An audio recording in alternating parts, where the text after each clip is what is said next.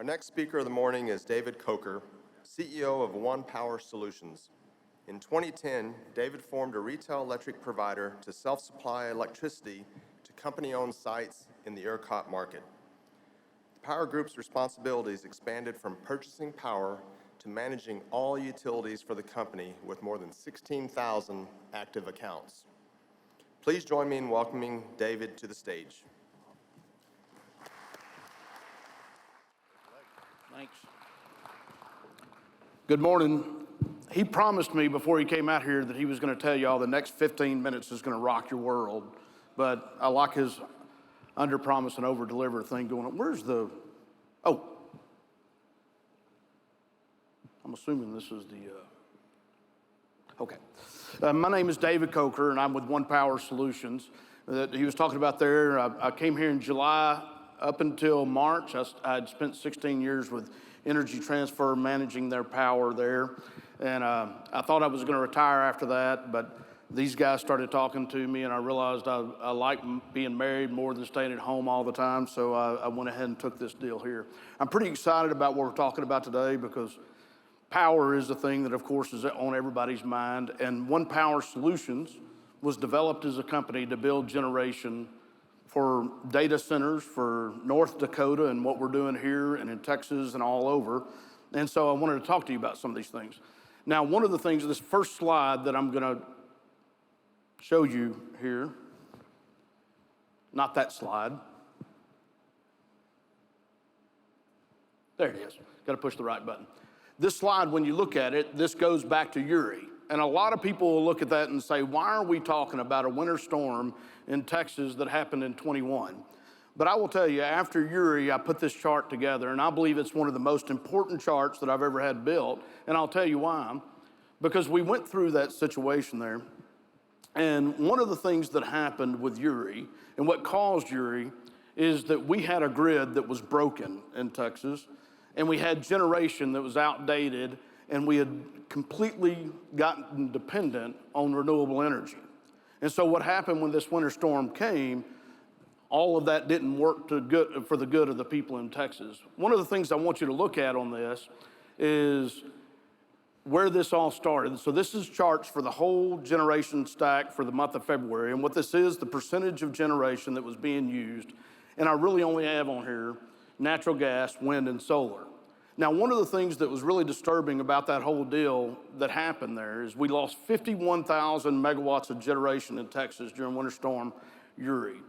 About 6,000 of that was natural gas generation that they said was a fuel issue. Now, they never defined what that fuel issue was. It could have been inside a plant, it could have been with a pipeline, but they never defined that.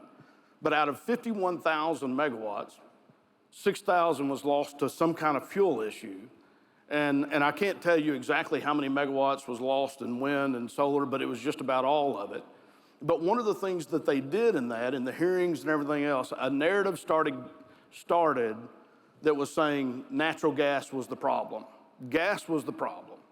And this thing got so out of hand that if you talk to people about what was going on during Uri, I'm telling you, there were people that are supposed to be really smart people that would think if you cut a 42-inch pipe open during Uri, a block of ice would have fallen out of it. People actually believe that natural gas froze solid in the pipes is what happened. And so the reason I put this chart together, if you look at it, the blue is natural gas, orange is wind, and gray is solar. When you look at the month before and after Uri, what you see is wind and gas is always inverted. They're opposite directions. And what that is natural gas saving the grid every single day. Because as wind comes up, gas comes down. As wind goes down, gas comes up, keeping our frequency right at 60 hertz. But what you'll see that is on the day of February 7th, around there, February 8th, we had about maybe 15% of our generation was natural gas generation that day. One of the things that's not talked about very much is Winter Storm Uri was between 212 and 217.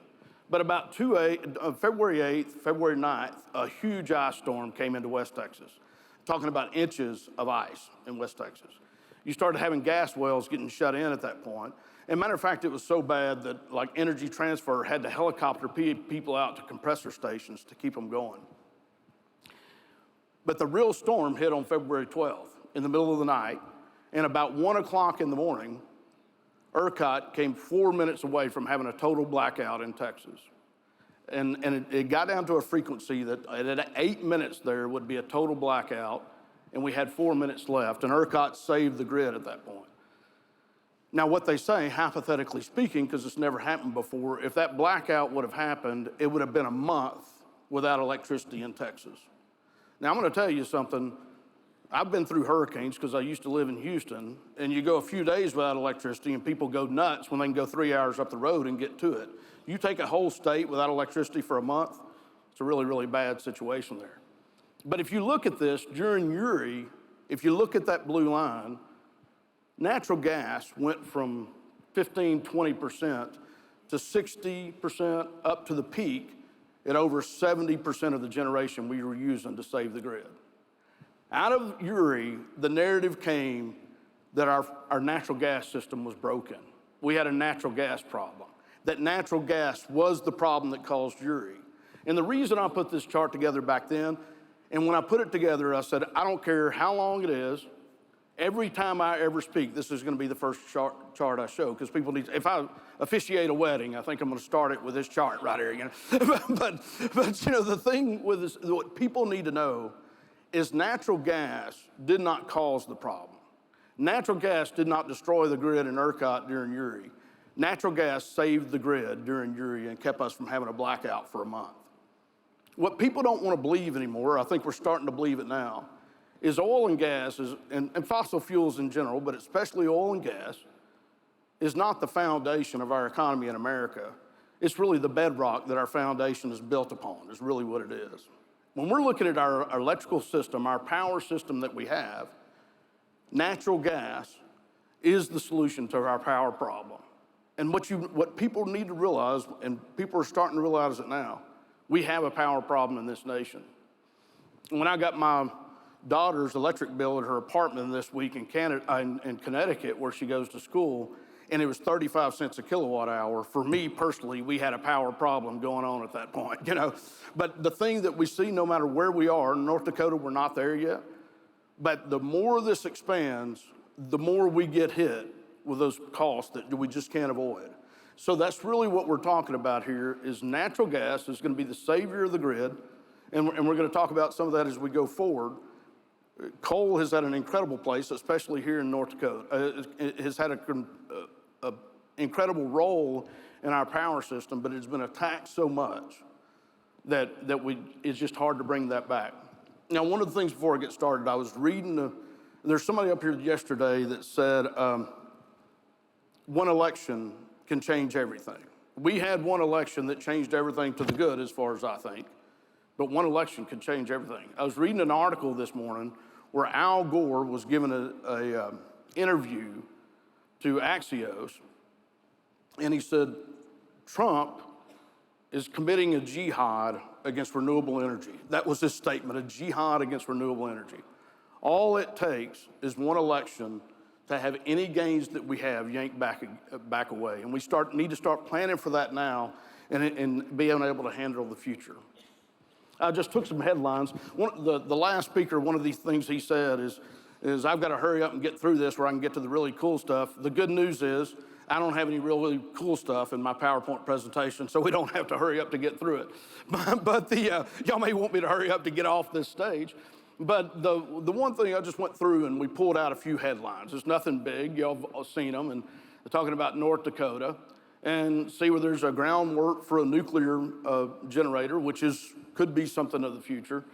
Talking about the $125 billion that two companies have said they're going to develop in North Dakota, and then this AI footprint in Ellendale that's here to stay.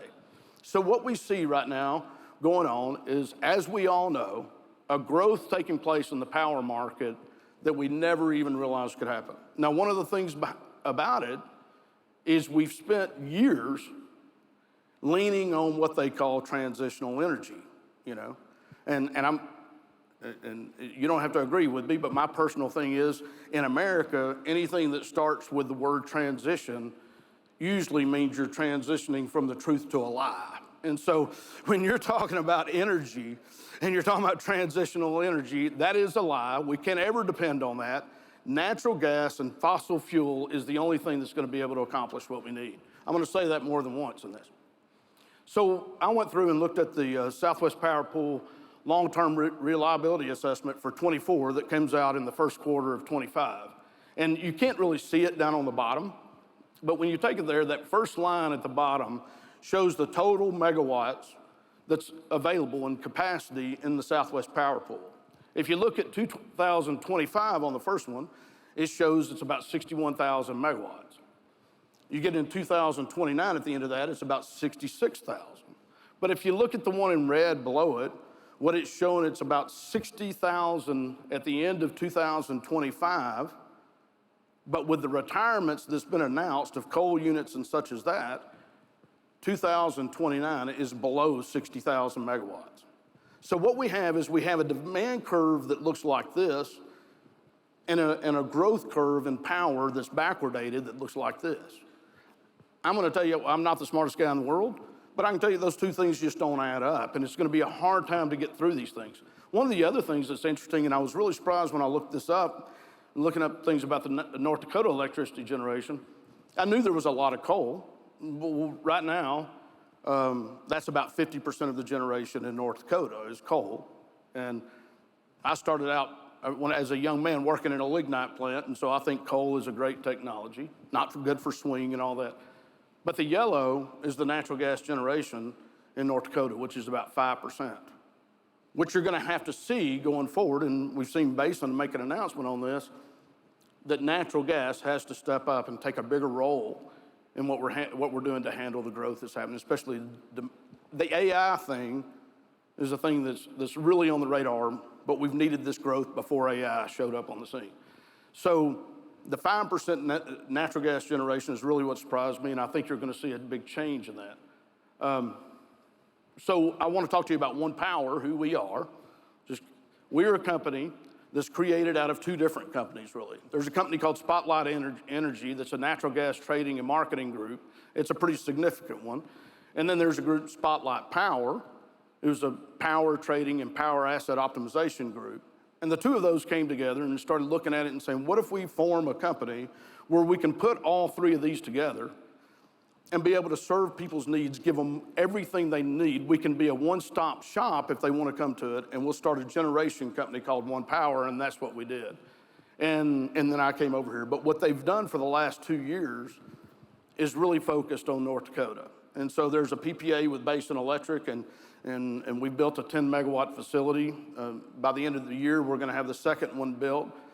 These are both in Montreal area, and we were on a site yesterday, and our project manager, because we bought a lot of assets. We have an EPC firm, and so our project manager told us yesterday, if you will sign 2 more agreements by the end of next week, I'll be able to go home at Christmas with 4 generating facilities running. That's 40 megawatts that's being added to the system, to the grid. Now, one of the things that I've really started harping on this is on OnePower, first thing, we're not a solution looking for a problem. There's a whole lot of people out there that have a business model that they're doing with the generation, and they're coming in and saying, this is the solution to your problem. What we're trying to do is come into our clients or potential clients and say, let's sit down together and figure out what you really need and try to develop that, whether it's 10 megawatts or 1,000 megawatts. The other thing on this that's so important that I think we need to understand about this, as we're talking about AI, as these things come up, there's a term that's used a lot, and we've all heard it, and it's called bridge power, building bridge power. Now, we've been talking about this a lot, and our philosophy is there should be no bridge power. Everything that we're talking about doing ought to be more of a ladder power to be able to grow into different opportunities. Because a bridge, when you look at it, is finite. It's trying to cover a gap. And one of the things is, if our focus gets to the point where through this data center stuff and everything else, we continue to focus on bridge power instead of focusing on a long-term solution to a problem that's not going away. Basin is building the 1,490 megawatt plant. Rainbow bought this coal plant to be able to keep it going and all that. But the growth that we're needing to be able to keep up with what we have, data center or no data center, bridge is nowhere a part of that. We've got to step up in a big way. Oil and gas is certainly a solution to that. Natural gas is a solution to our energy problem, and building natural gas generation is the quickest and the only way we meet the demands in the next 5 years, and then to meet the demands going forward after that. None of this that we're dealing with is a bridge issue. And one of the things that we've done, or really my counterpart that was a part of this before I came in, has really put a lot of effort into trying to build facilities here in North Dakota that meets into the basin guidelines so that we can put generation on the ground. And these things we can build big plants, but distributing smaller plants at different parts of the country, not just in North Dakota, really does open the door where transmission costs can be kept at a lower rate too for all of us. And that's one of the things about our electricity bill that we look at. It's not just energy. You look at California, you look at all those places, and Connecticut, on my daughter's electric bill, 43% of her electric bill was distribution charges. It wasn't the energy charges. And those are a way that we pay more for our electricity. I want to show you, this is our Howie site that we've got built 10 megawatts. They're cat recips that we have out there, and we're building another site at that location as well. And one of the things that we want to do, and I know I'm out of time here, one of the things that we want to do as a company, whether it's in North Dakota, whether it's in Texas, or wherever it may be, we want to be a group that comes in and tries to help people find their problems and help create solutions. And whether that's with oil and gas or whether it's data center or whoever else. And one of the things that we have to look at, not just our company, but if we're looking at it from a regulatory perspective, if we're looking at it from a political perspective, when we're looking at it from councils such as this perspective, everything that we need to be doing is not trying to say we've got the solution to your problem, but everything we need to be doing is getting together like this and trying to understand the problems, and all of us put smart people together to come up with a solution for what we need from a power perspective. Power is the one thing that can mess up everything that we have going on. And one last thing I want to say, and I'll get off the stage, I promise. There's a lot of people, when we start talking about generation, they come up and say, why don't we just build our own generation? Why do we need to get somebody to build generation for us and own it and operate it like we're wanting to do? And one of the questions that I always ask people when they say that is, the operation that you have right now, if you could do it without electricity, would you? And 100% of the time, the answer is yes.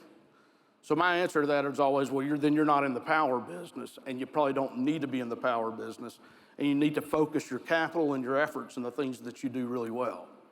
Just because we do a lot of things really well doesn't mean we do everything really well. And so we need to all get together and figure out a way to work through this problem we have and come up with solutions for the long term. And I think we will. We're on the way. I appreciate it. Thank you very much for your time.